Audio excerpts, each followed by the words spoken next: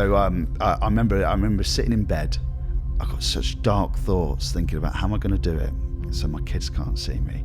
How can I do it so it's not painful? And it was not recognising that I was stressed. I never knew what stress was and stuff like that. I was working like 80-odd hour weeks. I had a newborn baby as well as a young child. My coping mechanisms were alcohol and drugs, and I was just like, I was burning the candle. And what happens is your body just goes, right, you cannot look after yourself at all. I'm going to shut you down for a bit. Like nobody knew that a previous person that I was engaged to used to physically abuse me. I've always said, leaders, you are a marketing agent as well.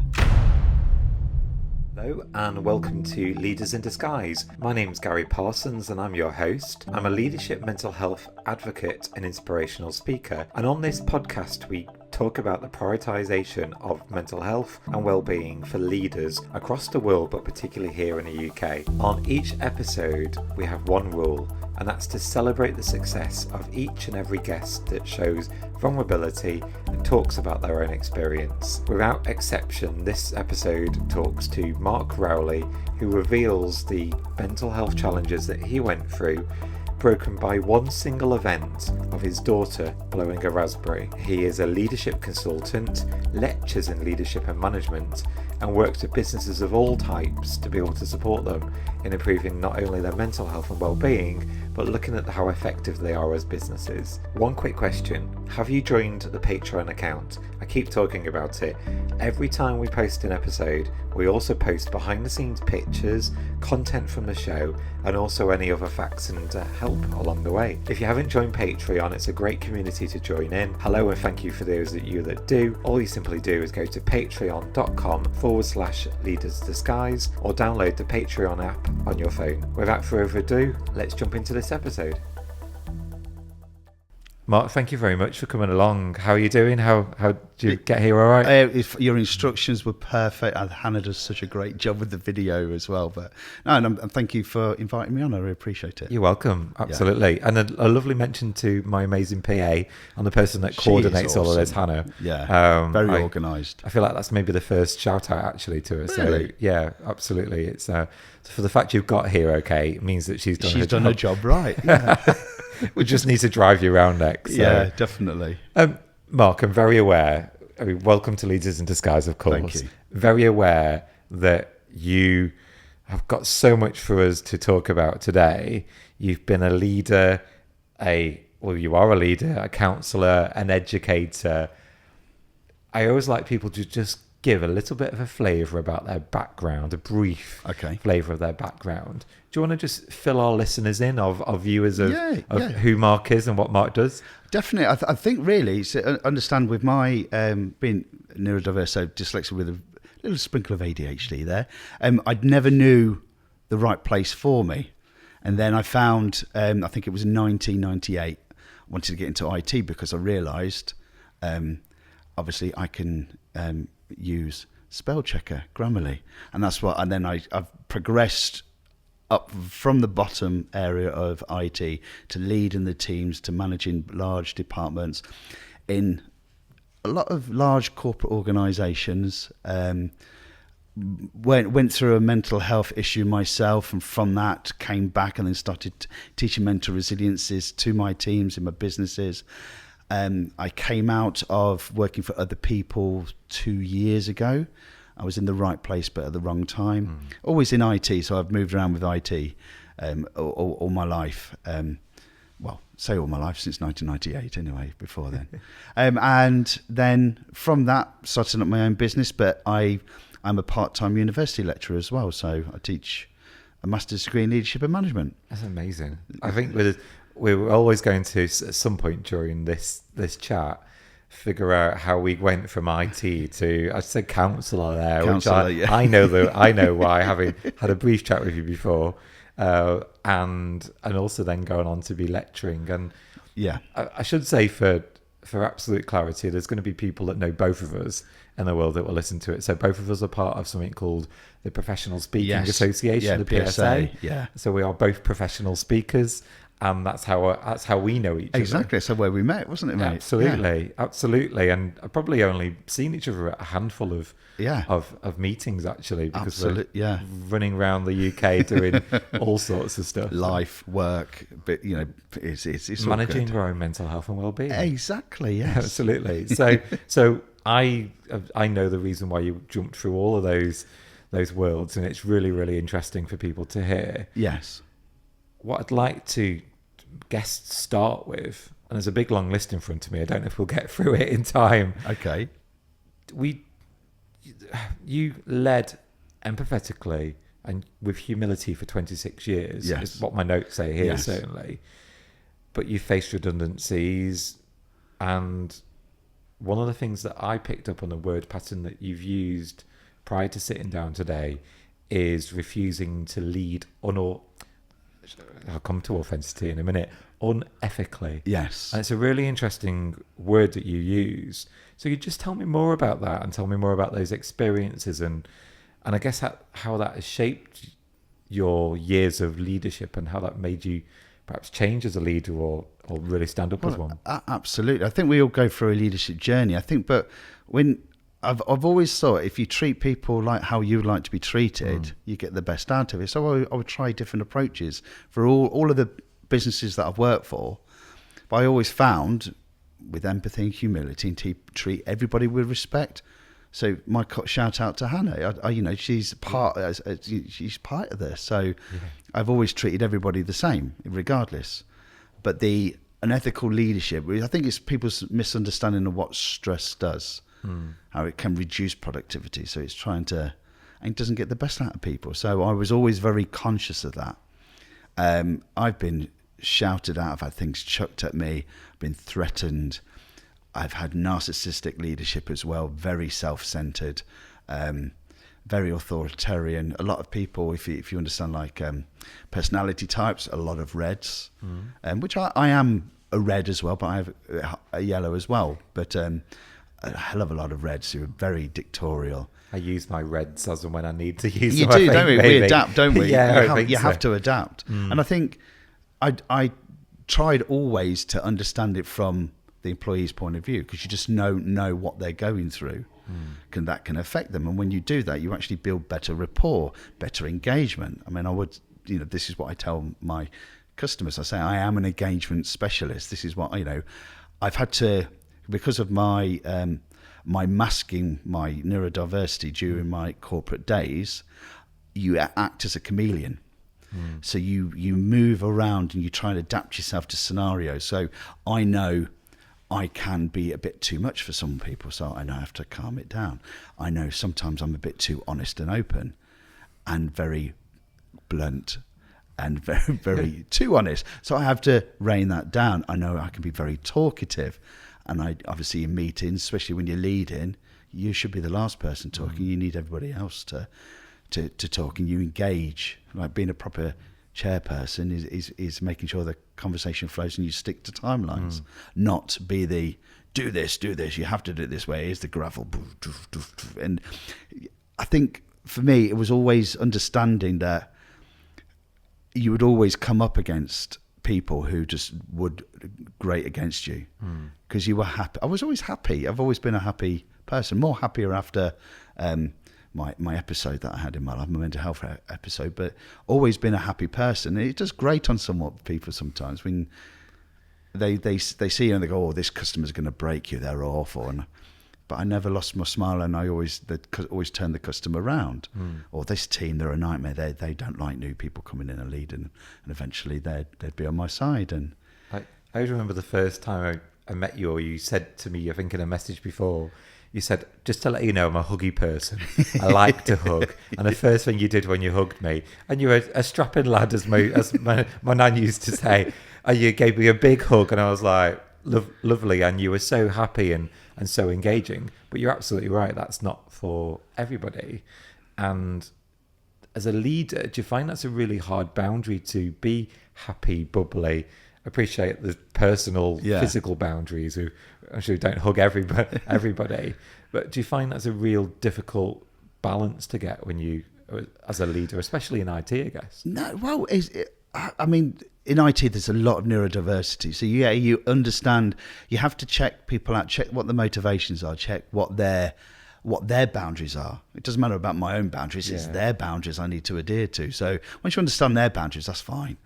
And then some people like nod, handshake, cuddle, sort of a big hug or something like that. But I think people can take it too much. You've heard of the power paradox. Yeah. So you see that a lot in leaders and managers and new managers and things like that. So he was just trying to help people realize, look, don't let the power take over. Keep your empathy and your humility high. Get your arrogance down and your ego lower, because actually you're helping people do their job. You're not the one who's telling them what to do. Yes, you're in charge, but you're a facilitator. Do you think that's shaped how you are as a leader then? You talked about the power paradox. It's probably worth you talking. Yes. I know about it. I'm sure there's plenty that don't. If you could describe that in your own words. Yeah, and definitely. Then it'd be helpful just to understand how that has shaped you as a leader, actually. I think so. The power paradox is where someone gets into a position of power or a lot of money. The things that got them there, like empathy and people management, it's just a psychological thing. Some people don't even recognise that it happens to them, and unfortunately, their empathy goes down and gets replaced with arrogance. And it's just sometimes it's a natural thing that happens. Now, I've always. When I say studied psychology, I don't have a degree in it or anything like that. I research it. I get into ultra focus mode and I research the hell out of topic. And I just love understanding how the brain works. And people who get into that power paradox, once you explain it to them and you make them realise, they're mortified that that's actually happened. But it's just a natural phenomenon. Yeah, it's like unconscious bias. The way our brain works, things happen for a reason because of evolution and the way our brains are wired and everything. But it does happen like that, and it's a real shame. But people, once they realise, you can then train it out of them and get them to realise, okay, you want to get the best. Okay, so if you want to look good and if you want to succeed and elevate yourself, you've got to bring your team with you and you've got to help them. You've got to be a facilitator. You've got to get rid of all those blockers that are stopping them from doing their jobs. Yeah. Be a champion for them. Absolutely. Yeah. Be there and champion what they do and celebrate what they do. It's a value that I've had in business for 15 years is the word celebrate. And people it's always the one that people fail at miserably at interview because they've never been given permission to celebrate in their previous roles. And when we talk about celebrating, it's celebrating other people's successes. Yes. Because we very rarely celebrate our own, but when we celebrate other people's success, and I don't mean, buy them a card, I mean, celebrate it. What did you go out of your way to do? Yeah. And people really struggle with that because they go, we weren't really allowed to celebrate. We just had to just get on with it. And championing what they're doing, celebrating their success, as small or large, as insignificant as they might feel it is, doing something that helps. Yeah, people sometimes when you're going through and you're doing your work, you're nailing it. You don't sit and reflect and go, oh, that was a good project. Oh, I did really well there. Or someone actually taking the time to say, do you realise what you've achieved here? This is phenomenal. I want to showcase this. I want to kudos out to the rest of the company. People to realise what you can do. And especially if you're a blue, like a data-driven person, you don't like the limelight, or you don't want to be in the limelight. But sometimes we have to bring that, as leaders, we have to bring that out of people and help people realise, look, this is beneficial. Also, this is going to help you if you want to go up the next level within your career, or you want to progress, or just as people see that when there's conversations at a higher level, when they're talking about pay increases, bonuses, where the direction of the company, if your name is being talked about, and people recognise that, Gary, he did a great job on that project. He was fantastic. He nailed it. He was very good. Superb. Here's a list of the skills. These are the achievements. Do you know what he's done for the business? Bang, bang, bang. Exactly. That's it. I've always said, leaders, you are a marketing agent as well. I like that. Yeah, you market your team. You're there unblock things, make them feel good, motivate them. But you are a marketer. You're making sure, and you will lose them. I've had people that were going for other jobs in other places, but I knew when they were going to go, so I could backfill. But I didn't allow my ego to go, well, if you're going from there, I don't care. It's, no, they're a human being at the end of the day. So I help them, and they remember that. So when someone, if you need a reference or you need someone to say, oh, what's it like working for Mark? They will talk back. I guess if you market them, they'll market you. Exactly. And that's all what employer brand is about, isn't it? It's all about shouting about, this is a great place to work. This is a great person to work for. These are the values of the business. And if they're marketing you, maybe they won't leave.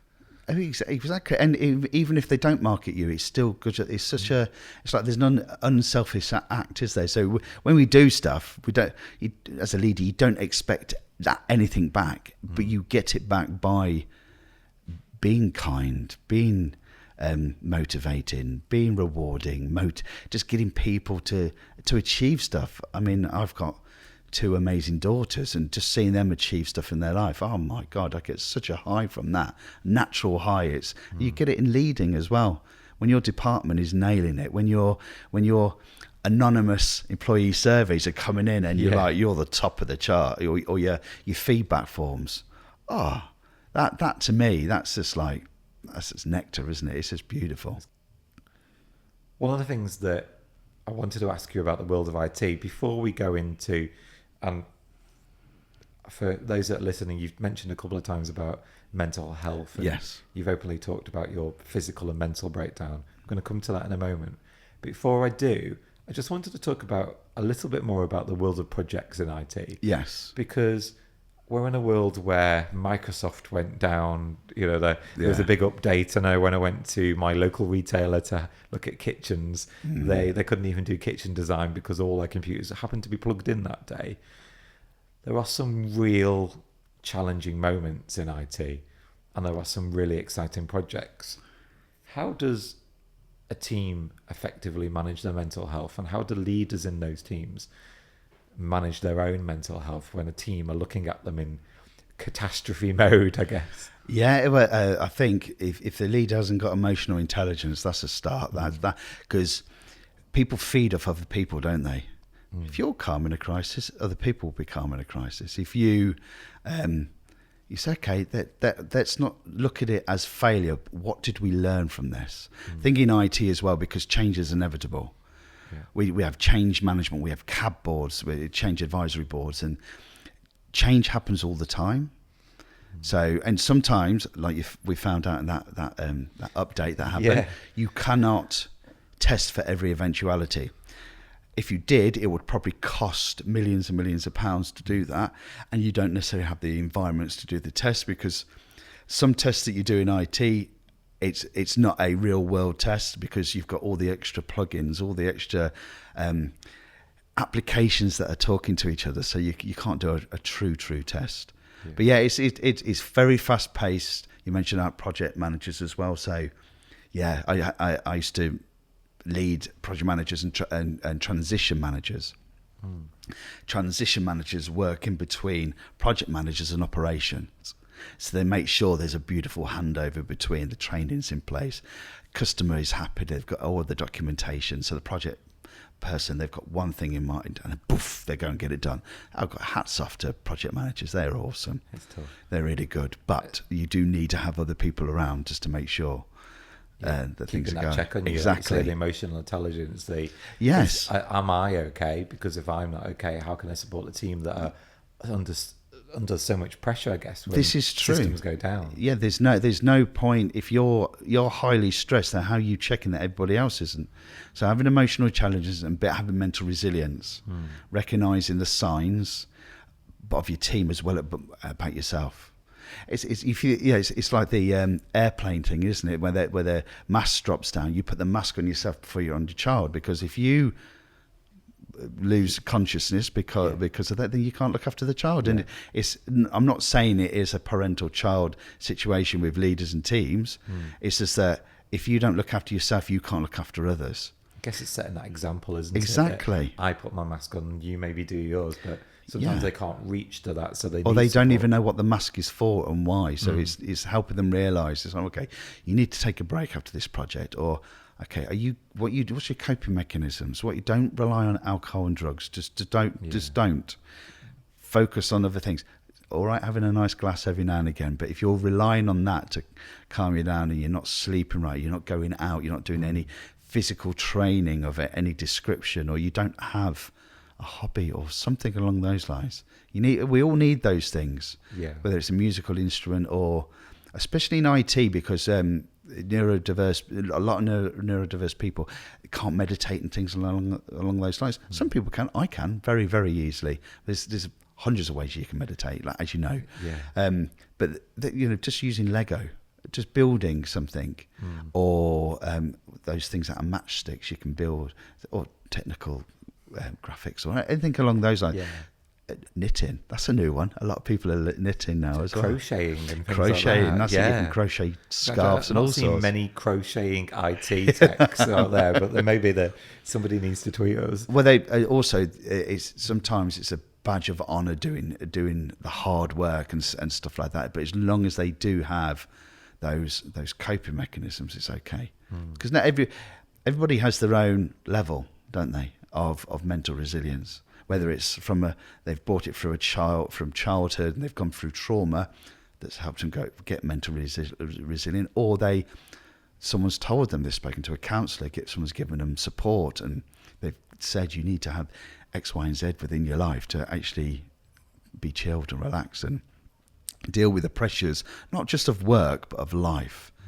Because let's be honest, work and life is like that, isn't it? It's up and down all the while. So it's being able to work alongside that and just recognise the signs when you go, okay, I haven't done some training for a while, or I haven't done a Lego, or I haven't played on my PlayStation or Xbox or whatever. Go do something for you. Yeah, do something. It's self-love, isn't it? It's all about self-love. You've got to look after yourself so you can then look after others. Which leads me on to the time where you had no choice. Yes.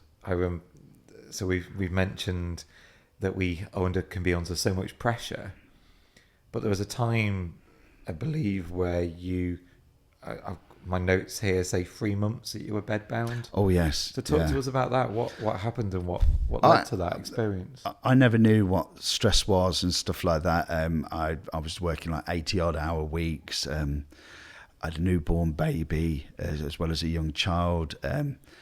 My coping mechanisms were alcohol and drugs, and I was just like, I was burning the candle.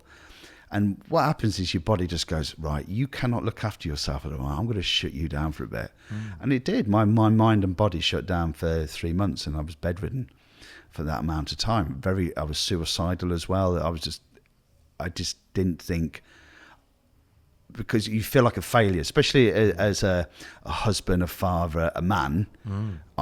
Male pride and everything. I was very, I've got a lot of testosterone, so I just, why am I such a failure to everybody, as well as failure to myself? So I actually thought that was it. I've failed. I'm not providing. It's best I'm not here. Better, everybody would be better off. What do you think led to that? Oh, it was not recognising that I was stressed, not having the right coping mechanisms in life, not talking to anybody. Blokes are real rubbish at that. And I didn't, are you okay? Yes, I'm fine, I'm all right, yeah. I just did another 82-hour week there. It's like you don't realise, and it was a badge of honour, and people didn't understand, because as well as I know, stress is like smoking. Sometimes you don't see the effects of it until later on in life. That's the scary actual fact of it. So, my body just went, my mind went, and it was actually my 2.5-year-old daughter who made my brain just go, what am I thinking about? It was it. I remember the time. Yeah, I know exactly what you're talking about. I'm going to let you tell us about it. So I remember sitting in bed. I could feel the sun on the back of my neck, and it's coming through the blinds. And I'm sat there in the bed. I've got a t-shirt on. I'm just so I got such dark thoughts thinking about how am I going to do it so my kids can't see me? How can I do it so it's not painful? And really actually going through my brain, thinking real dark thoughts. And then in walks my little daughter. She's 2.5 years old. And she climbs onto the bed, gets to my feet, sat on my feet, and she turns around and she goes, why sad? Because obviously on my face, if sometimes you can't hide.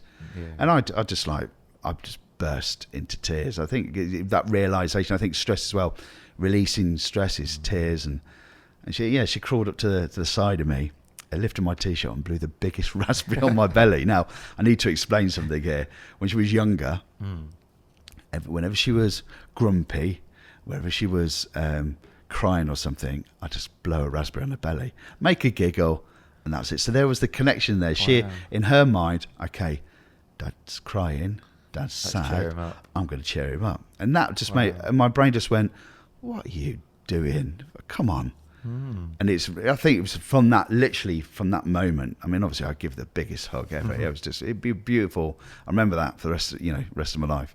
But it was that from that point then, I thought, right, okay, I'm going to come back stronger, better, and I want to make sure no one goes through what I went through. I think this happens in trauma, doesn't it? You go through a traumatic time in your life. You go, okay, how am I going to use this to be a better person? How am I going to use this to help others? I can hear that break of that cycle as well, because like ultimately what she did there was broke you out of your irrational thinking. It's you see it when somebody throws a cup of water. They throw a cup of water at somebody to say, snap out of it. Yeah. And that was almost a really intelligent way of getting you to snap like out of it. Slap round the face, but it was with a big raspberry at the same time. It's I mean, you imagine that on your belly. I'm glad you did that then. Yeah, absolutely. I just, for some of our a wet sloppy one as well. Do you know what I mean? One of those. Raspberry must be an international word, but basically blowing air on your stomach. Absolutely. And I think that just getting you just to snap out of it.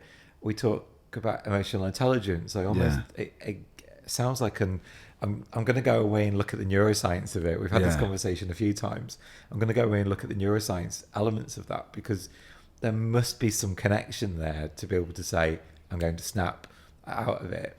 But what I most interestingly just heard in that, alongside that, was the fact that you were masking in front of your own children, your other half, work colleagues. My neurodiversity, yeah. But your child spotted it. Oh, God, yeah. So I wonder whether we children look for it more than those other people that are around us. Whether children, we can't. They don't have the hang-ups. We've got invisibility masks that we wear. They don't have the hang-ups that we adults have around us, or the responsibility and stuff like that. They see things innocently as it is. That's the beauty of, sometimes as adults we lose that innocence, and that's the sad. We need to get that back, because it's like the innocence of life, the awe of nature, of seeing things and doing things. And go, oh, wow, that was amazing! Like you're a kid again. Exactly. We lose that, and that work can knock that out of you, and that's how you go down the dark path. But I think for that snap in my head, I think I'd been ruminating.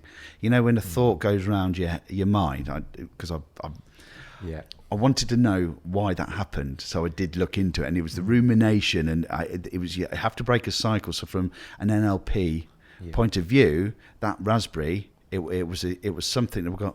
What? Yeah, is that what snap the hell's going on? Yeah, and done by my 2.5-year-old daughter. That's exactly the right thing. It was the right thing at the right time. And I think when you have that, a reason to live, the reason to be someone, and you realise, God, my brain's been, why have I been doing that? And why has that been going around in my head?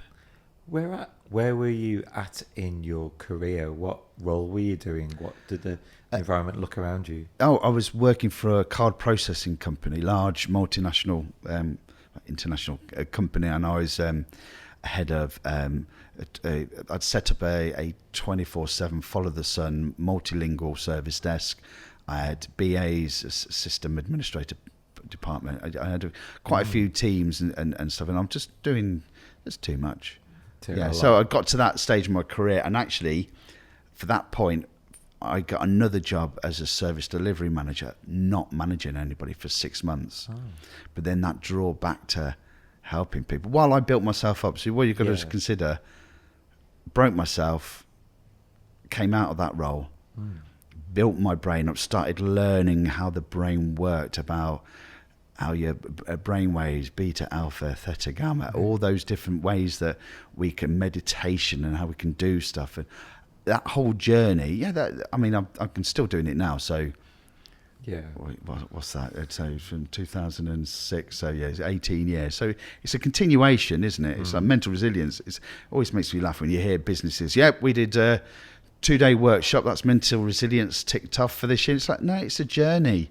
That's why you need mental health professionals. That's why you need mental health ambassadors within a company, just to make sure that they got someone to talk to. I'm just going to jump in, and sorry for spoiling your experience of Leaders in Disguise, but I've got something really important and really exciting to tell you. We have a brand new Patreon account. What's Patreon? It's a place where you can go, connect with people listening to the podcast, comment on episodes, look at behind the scenes footage, and get involved in this growing community of people that, like me and like you, want to break the stigma of mental health and well-being for leaders. There is an option in there as well for those of you that can dig deep and support us, because we need some money. We need some money to go on and keep banging the drum and raising the profile of mental health and well-being for leaders. So jump onto the platform. If you've got the opportunity and ability, then we'd love you to support us financially as well. But don't forget, you can go on there for free and join this amazing community too. I'll let you get back to the podcast. Thanks for listening. I'm sad to hear that you left your role. Yeah. Did that have to happen? What was the support around you that you had at the time? Oh, there was no support at the work at all. It was just, when it's the right time in life, and an opportunity to get a payout as well, and it's like, I think as well what they were doing, they were changing the management system. So rather than support me, they were looking to demote me. Oh, really? Yeah, and I think, oh no, we're going to get you going to this line manager. And he was not a good leader I couldn't work there either. So I thought, no, I'll find somewhere else. So you've been working all these excessive hours. You then had 3 months leave of absence. Yeah. You then didn't go back and you went and found a job elsewhere. It's a sad story to hear. And forgive me for a moment for saying this, but sad for them. Oh, definitely. Because they've lost somebody extremely talented in that role. I'll give you the benefit of the doubt of that. I'm sure you are. Thank you, mate. Someone extremely talented in that role. You've just got to look at your CV to see how talented you are, and experience that comes with that. We know how much it costs to recruit people at that level. It's mad. Especially leaders of those teams that have gone and set up service desks of multiple multilingual teams. Yeah. They've lost some real continuity in that business. Do you still speak to them now? Are they? Oh, there's a few people that I keep in touch with. I got one of the most beautiful responses you can get is from someone you worked with 20 odd years ago. Yeah. When I set up my business, Bally, her name was, and Rena as well. They both put my first IT manager and set a high bar for future leaders. And I thought, and there's Rachel, she went back to South Africa. She messaged me and said, I really need you over here at the moment. Man into man. Yeah, so it's nice to get that know that you actually were doing the right things back then. And getting that feedback. Feedback is a gift, isn't it? It's a beautiful thing. It is. Do they know what you went through? That's the other thing I wanted to ask you. It's like, were you wearing a mask with them? My wife didn't even know what I went through. I never told anybody about it. It wasn't until a few years ago, and I've started unmasking, I started telling people. Like, nobody knew that a previous person that I was engaged to used to physically abuse me. I'm a big fella, but I never hit a girl. And so, so there was lots of things, you hide things and you just deal with them. Yeah. Which is wrong. You need to talk. So it's quite. Have you ever engaged with professionals, therapy, things like that, to be able to support I did speak to a counsellor, but way after that time I did. I think I like to do things myself. So you're very much I'll pick up a book or I'll just research it and look at it. I won't believe, if it's on Wikipedia or something like that. I'll look at researched, evidence-based information, peer-reviewed, cited. Look at that and read that and learn about it and understand it. And neuroscience is beautiful because they're coming out with new things all the while. The understanding of the brain is incredible. So right now, and perfectly timed, you're a lecturer. You lecture, remind me, is it leadership? So I'm lecturing in a university in London at BPP, and I teach a master's degree in leadership and management to overseas students.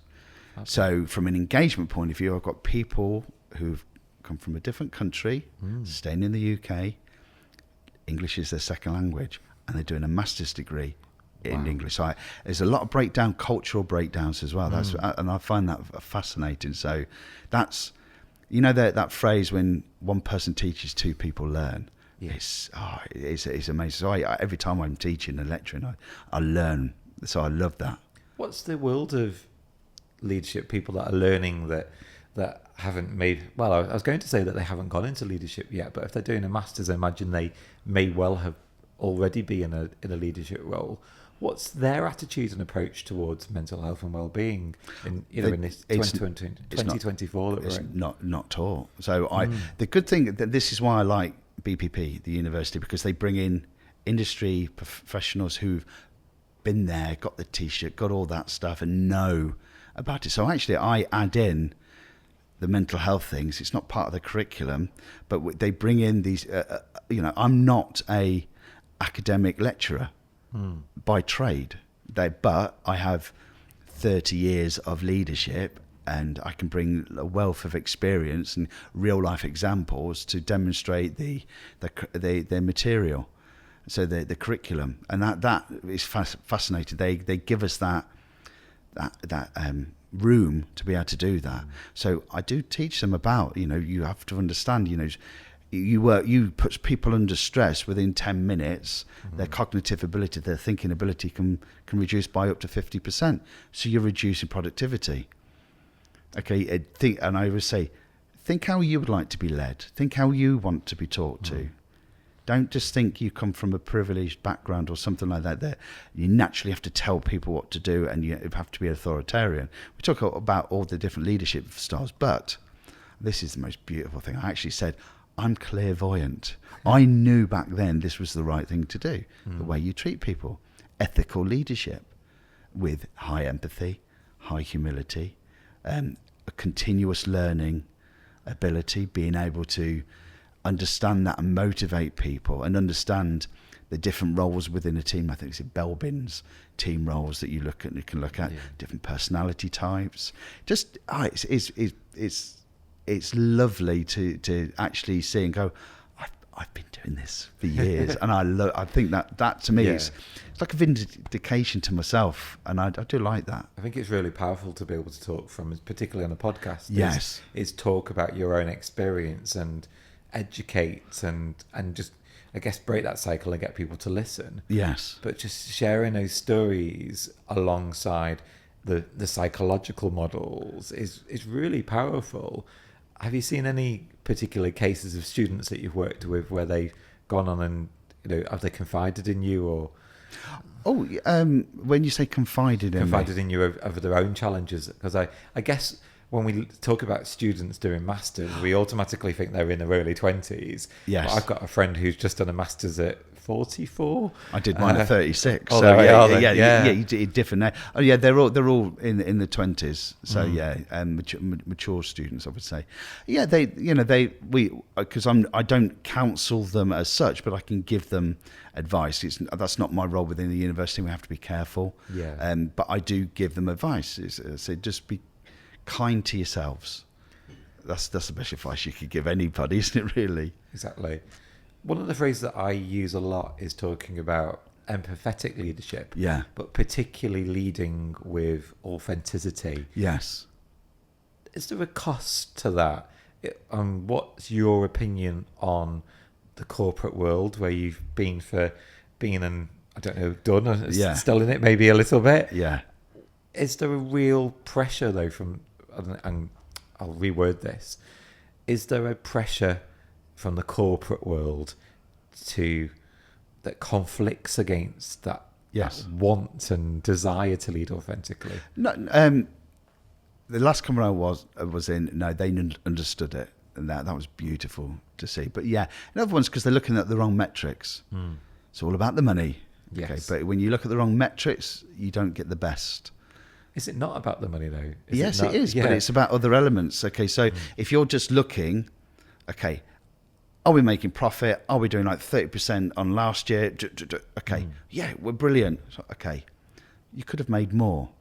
You're losing money through natural attrition. You're losing all this experience and knowledge. You could have got more productivity if you led in a different way. And by the way, businesses, and I've had quite a few conversations with high-red business leaders. You're not telling me how to run my company. It's like, no, not at all. But do you want to beat your competitor? And the cost of not doing it. I think it's about I think it was an average about 32% more productivity with the way that you lead in an empathetic way. There's proven case studies that have been shown. There's some people that say 60, some people that say 12, but look at on average about 32%, and so there is a cost. You could be more productive. You could be doing more. You could be getting ideas out of people who work on the front line and see the problems, simplify processes, and so you're losing, especially leaders, people that are leading a team. And I'll jump in to say, and I absolutely share your opinion on this. If we've got leaders, peers in their leadership team, whether they are 10 people sat on a board of directors, if you as a person at that table are empathetic and more compassionate, more authentic and vulnerable with those 9 other people that sat around that table, it's not about going, and unfortunately there are some people that will try and exploit those weaknesses, exploit it as a weakness, should I say. But actually, my opinion is, if we're more engaging with them in that way, they'll make better decisions. Yeah. They'll be able to think more clearly to make those decisions. Absolutely. We talk about burnout and breakdown, or whatever phrase that you associated with the most. Yeah. I know when I've experienced burnout, and sadly I did. I remember I think it's clinical burnout as a terminology. The one thing I couldn't do was think very well. Yeah. I remember sitting there one day and somebody said to me, just do this. And I went, yes, I'd normally do that, but I just can't do it. And that's when the moment clicked for me, is to say, I can't think clearly. I can't make decisions like that because I am burnt out. Yeah. But I just great wanted to just throw that in there. Yeah, no, it's great. So it's like people need, it's like you need to understand what it is so you can see it in yourself, but also you can see it in family, friends and stuff like that. Yeah. It's like, because I travel down to London 2 or 3 times a week, and I can see people in their own head, and you can, they're talking to themselves, some people, especially on the tube, and you're thinking, whoa, there's some deep, dark psychological issues going on here.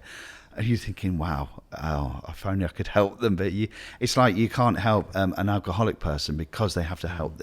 The first thing is recognizing, hello, I'm an alcoholic. I'm not actually. But you do that. You have to admit you have a problem. Yeah. First. So, but you got to understand what the signs are, because you can be blinded to it. And I think that's it. As you said, you were working so many hours. You thought that was okay. And I personally do a lot of work, as you know, around unnormalizing that stress and going, it's okay to be stressed. I'm a leader. Yeah, that's normal. And I'm sure you were thinking that at the time. But there's a really big cliff edge that you don't realize is coming up if you carry on like that. Yeah. And it's chronic, that chronic kind of high level of working, that non-stop. I am working 82 hours this week. I'll do 72 next week. No, stop. Because you've got to realize that all of those hours that you are working will eventually stop. And I don't know about you, if you look back at the hours that you did, I wonder if you averaged those hours that you overdid versus the ones that you didn't do any, and averaged them out, you probably did a normal working week. Well, it catches up with you eventually. It does. But if you look, if you're paid a salary, okay, you work out your hourly rate. You're working all these extra hours for free. Yeah. And there's this culture people don't realise. It's like, actually, I've reduced my hourly rate by half because of all these extra hours I'm doing. Well done, you. You've devalued yourself. Absolutely. And but they don't look at the effects it has on family. You're getting narky with partners. You're getting angry, snappy. You're not there for them because you're spending all your time at work. Not enough time building relationships up, and that's why divorce goes through the roof. And this is why this happens and that happens. People forget you've got to invest in relationships and friendships as well as your work and in yourself. So it's a really fine line, but it's a balancing act for life, I reckon. To be honest, is it hard to be a dad and be a leader? No, because actually my leadership skills are probably... I know it's not hard for you. No, I think, well, whether you're a dad or a mum, I think being a leader, you wear many hats as a person, and it's recognising when to take that hat off and put the other hat on. Yeah. I mean, my daughters, I've always listened to what they said, because I think it's valuable because they will give you honest feedback. They've told me, I mean, especially when I've been unmasking for nearly 2 years, and they've said, Dad, okay, you're learning all this stuff, so you're psychologically analysing everything we talk about. We just want to have a conversation with you, Dad. I went, am I really doing that? She goes, yeah, and it's boring and it's not nice. And thank you for being honest, girls. Yes, and they do. They keep you honest, and I love that. Friends should be the same. Yes, I'm painfully honest with my friends. Too honest, I would say, in some senses. But yeah, honesty, I think, is. A friend said to me, if I need to know something, I'll come to you because you're honest. You're painfully honest. Yeah. But I need that honesty, and they have that back with me. Only a close circle of friends are that honest with me. Yeah. And yeah, you value it. And I know we're talking about personal lives, and the podcast is about leaders and styles. I get that. But I would also say I've built a lot of the people that I've worked with over, certainly the last 15 years. I don't know about you, but the people that you've worked with in business, the ones that you tend to stay in touch with are the ones that you're a bit more honest with. Yeah, absolutely, because it builds that rapport that you have with someone. You know, I'm connecting with different collaborations and stuff like that. I just like keeping. I just love working. I love life basically, so I like doing stuff. But yeah, the more honest you are in that, if they can take that, and it's like I always recommend a book called Ego is the Enemy, because if a lot of people, if they read that, they go, oh yeah, okay, because that helps. Yeah, I'll look for that. Ego is the Enemy. Ego is the Enemy. Do you know who it's by? Yes, but I'll have a look. I've forgotten. We'll have a look and put it in the show notes. It's a really good book, and also Surrounded by Idiots. That's a great book. Yes, that helps you understand as a leader the different kinds of personality types and stuff. But yeah, I think our egos, especially with someone who's gone through trauma, or someone who thinks they've got who has imposter syndrome, or they're not confident enough, their ego takes over. And that's where the problems start really occurring. And that's where the power paradox kicks in as well. Mark, you're in the world of leadership. You're talking to leaders all the time. You're talking to aspiring leaders, those that are going through for their masters and are looking at the world in a new way.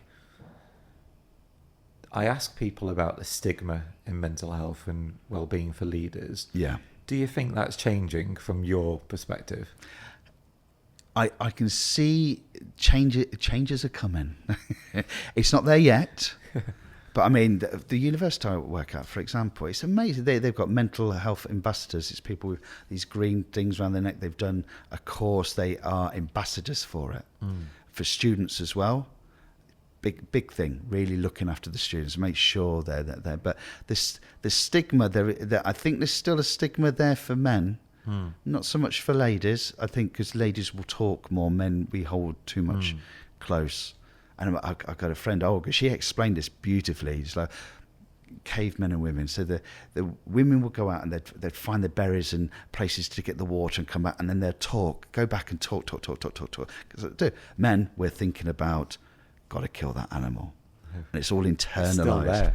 It's still there, and it's still And we still do that. We don't talk as much, and we should do. I think that's why I think a lot of people that I've helped with counselling, especially men, journaling is a fantastic way because they don't have to talk.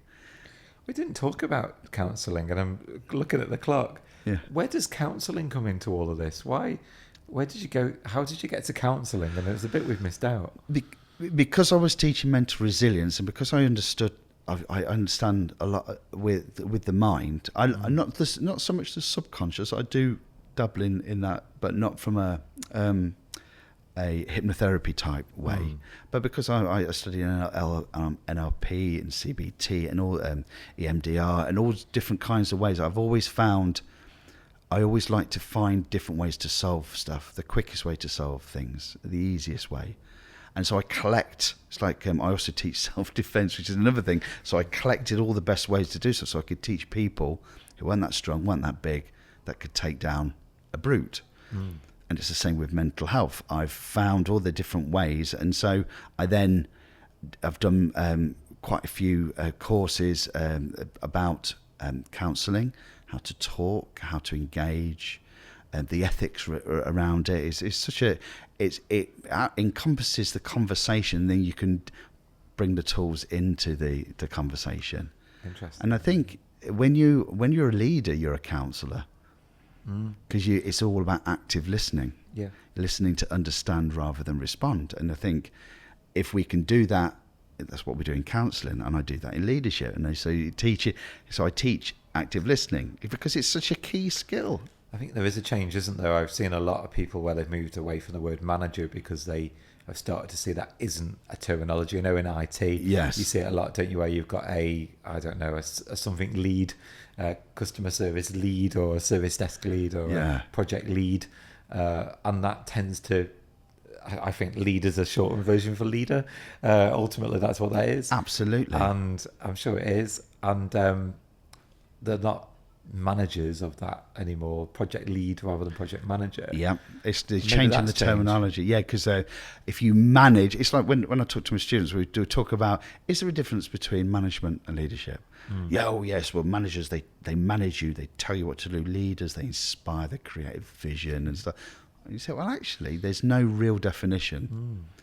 And like you say, businesses and consultants, the terminology that's used. So you're completely right. There is that change happening where that management. But see, I've explained to them that in some organisations I've had managers managing the leaders or the leaders managing the managers, and it's interchangeable. Yeah, there's a really interesting terminology, reverse mentoring. Yes. And it's something I've started to see more and more that comes up as a mentor.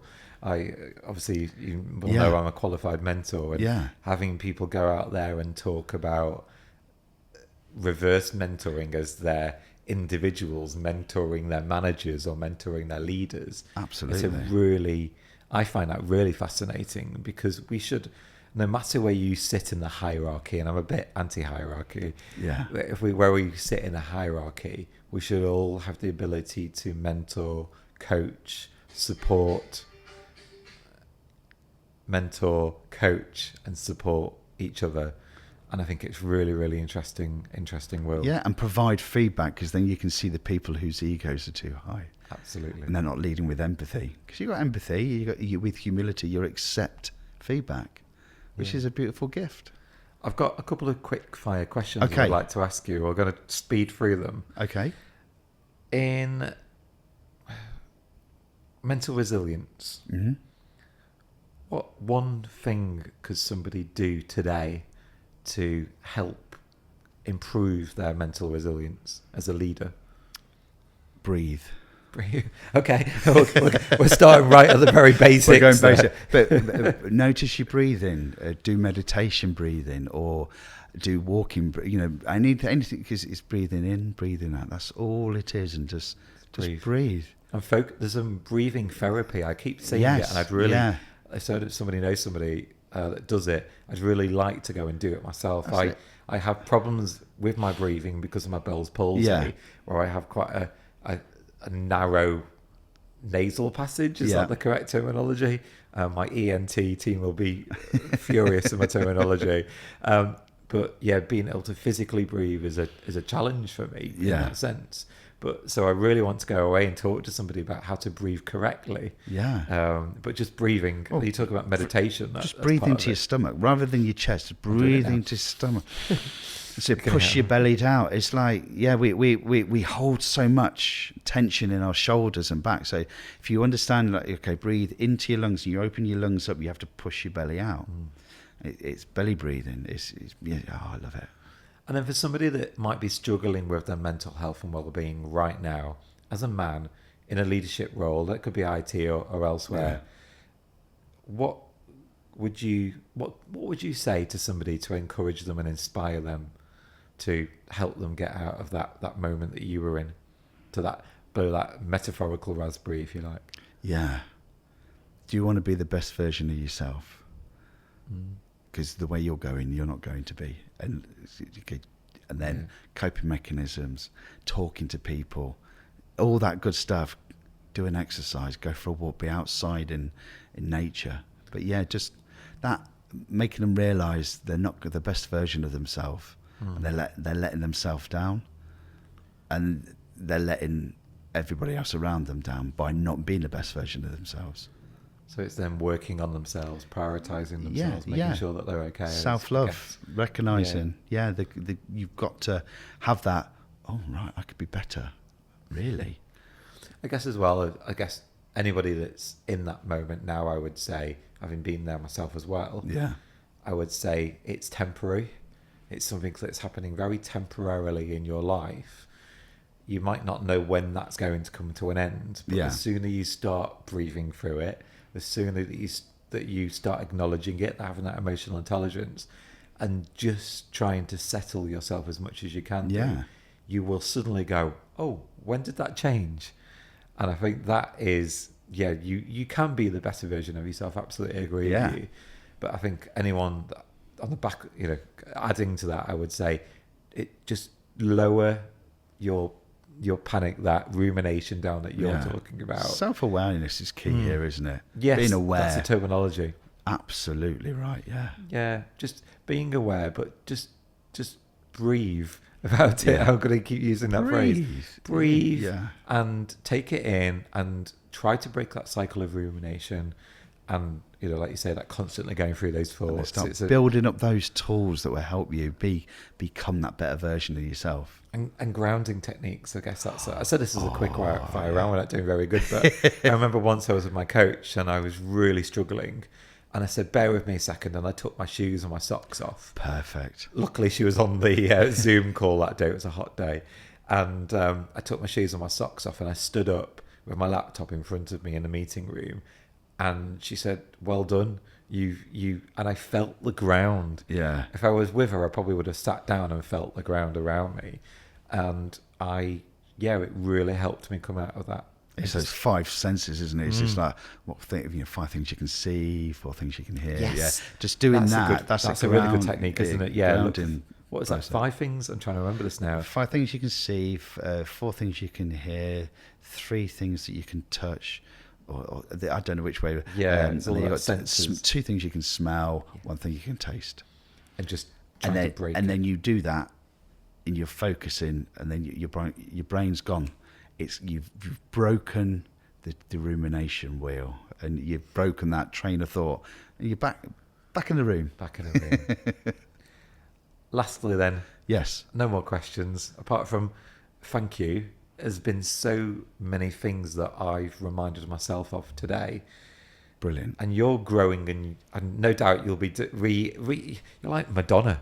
You're reinventing yourself all the time and learning more and more tricks. It's the best compliment you'll ever get. It'll be on the back of your book. Yeah. Gary said, "You're like Madonna." Yes. Without the well, you could if you wanted to rock it. Only on a Friday. How can people follow your journey? Where are you? What platforms are you on, Mark? And what do they need? What platforms I'm not on, really? I'm on Facebook, LinkedIn, TikTok, Instagram. I'm just staying on those. I'm on Twitter, well, X now. I'm just wherever. But I'm more prone to put things on LinkedIn. I've got a YouTube channel as well, and I did, just look for Marc Rowley, but Mark with a C. Mark with a C. I was just bringing up Yeah. the exact spelling. So Marc Rowley, Rowley. L-E-Y, that's it, yeah. Marc Rowley. Yeah, and you can find me. So it's Mr. Marc Rowley, and that's the one on LinkedIn, and then Facebook. The thing is, I think there's a Marc Rowley who's a chief constable of the police or something like that. So You're not him. No, he's got. You're hair. not wearing a disguise today. No, then? he's got hair as well. Okay, Different absolutely. That's follically challenged. Is fair enough. Absolutely, yeah. Brilliant. So you can find me on any of those. Fantastic. Thank you. Is there anything else that we need to add into this podcast today that you think is absolutely need to be said to people to hear? Yeah, just be kind to yourself. That's all you need to do. Life's hard enough as it is, and just remember your brain doesn't know the difference between what's real and not. So if you put in negative stuff in there, it doesn't know that it's not real, and your body and mind connection is so tough. So it's there. So you've got to be kind to yourself as much as possible. Some extra value even at the very end. So thank you very much. You're welcome. Really appreciate it. No worries. We'll look forward to all the comments and all the feedback coming in.